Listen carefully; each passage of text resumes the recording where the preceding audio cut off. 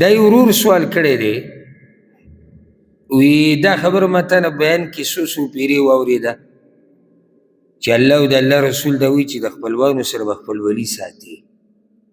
موږ په دې باندې عمل کوو، اوس کوشش کوو چې د خپلوانو سره خپلولي وساتو. خو دا خپلوان چا ته وایي؟ یعنې موږ ته څه داسې وښایي چې موږ وایو چې دا هغه خپلوان دي چې شریعت وایي چې خپلولي ورسره ساته. کیدای شي یو سړی زموږ خپلي او ما ته پته نه وي چې دی په خپلوانو کې راځي، او کیدای شي یو سړی خپلوانو کې نه راځي او موږ ورسره هغه قسمه معامله کوو چې هغه د خپلوانو سره. جواب دا یاد کوي، صحیح او تحقیقي قول په دې کې دا دی چې خپلوان هر هغه چا ته ویلی کېږي ستا هغه خپلوان چې د نسب د لاسې ستا خپلوان دي. نسب د لاسې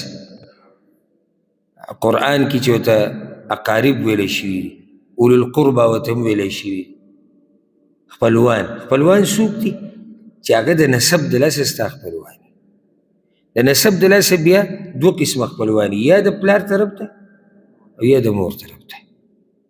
یعنې ته د مور نه پیدا یې، اصل ستا هغه تعلق هغه د پلار طرف ته دی، خو دغه ستا مور ده، نو د دې مور د لاسه د هغې چې کوم خواوشا کې خلک دي هغه ستا خپلوان شو، بس دا خپلوان دي. اوس د دې نه اخوا یو دویم خپلولي هغه د نکاح د لاسه وي، د نکاح د لاسه، خو هغه ډېره لرې نه ځي. دا فایده ده چې هغه ډېره لرې نه ځي. څنګه لرې نه ځي؟ لکه یو سړی دی واده یې وکړو، دا ښځه ده خپله شوه، دا په خپلوانو کې ده که نه ده؟ ده ښه، د دې ښځې سره نور څوک د خپلوانو کې راځي؟ خواښې، سخر، دا نږدې دي، اوښې، خینې شوې. خو ګوره د دې نه اخوا نه، دغه په هغه خپلوانو کې نه راځي چې هغه شریعت وایي چې ته به ورسره لازم خپلولي ساتې. یو ګوره یو فرق په دې کې وکړو، یو خپلولي پالل دي، یو د چا قدر او عزت او احترام کول دي. خو به ته د پردي کسونو کې په دې ما ګوره دا نه دي ویلي چې بل ځغلوه په کاڼ نیوله، نه، یو طرف ته په موږ لازم دي چې خپلولي به ورسره پالو، لازم کې او په ښو اخلاقو ساتلو کې د هر چا سره او د میلمه قدر کول او د هغه احترام کول، دې کې فرق دی. ها، اوس د ښځې د تره زوی موږ که هسې دته خپل وایو که نه، نو دا هسې هغه عرف کې به ورته خپل وایو. نور ګوره دې خپلوانو کې نه راځي. دا کوم ځای کې دی؟ د ښځې د تره زوی، د ښځې تره، د ښځې ماما، د ښځې د ماما زوی، د ښځې د ماما ښځه، لرې خلک دي. د دوی سره ته راشه درشه کې ناسته پاسته کې، نو هغه په دې چې د هغوی د یو فرد د هغوی د خاندان یو کس دی چې ستا سره یې رشته ده. ورسېدی به که نه؟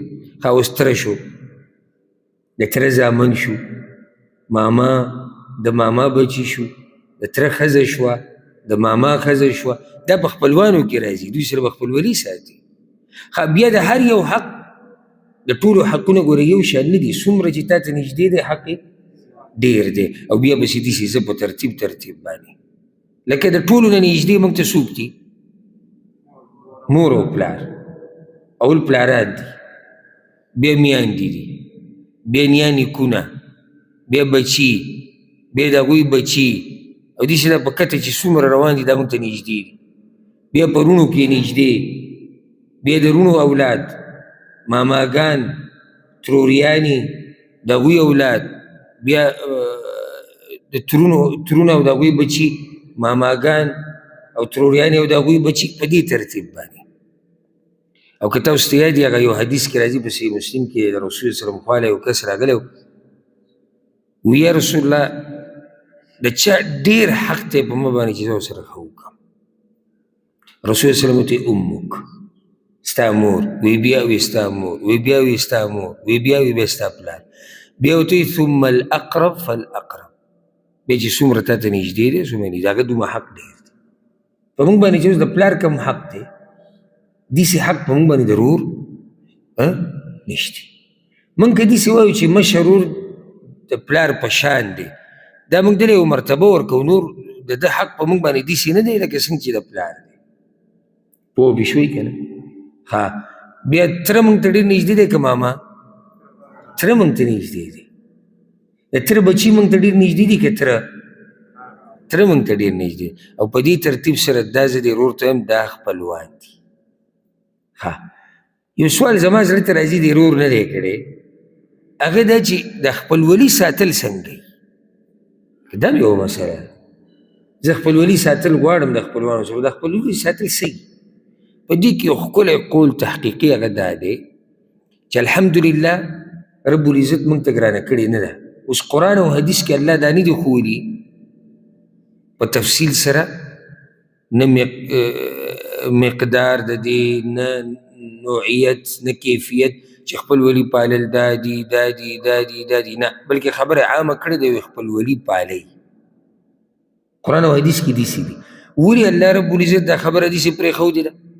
جواب دا دی په دې داسې پرېښودې ده چې تاسو د خپلې معاشرې ته ګورئ معاشره کې چې رشته پالل څه ته ویلی کېږي همدقې باندې عمل کوئ پوه شئ زما په خبره او زه اوس معاشره کې عام معاشره کې تپوس کول د رشته پالل دي که نه د بیمار پرسي کول که سخته پې راله د هغه سره ودرېده د هغه خواله تګ هغه راوسته خپل خواته دا ټولې مسلې پکې دننه راځي نو دې ته وایي خپلوانو سره خپلولي ساتل پوه به شوئ که نه پوه والله اعلم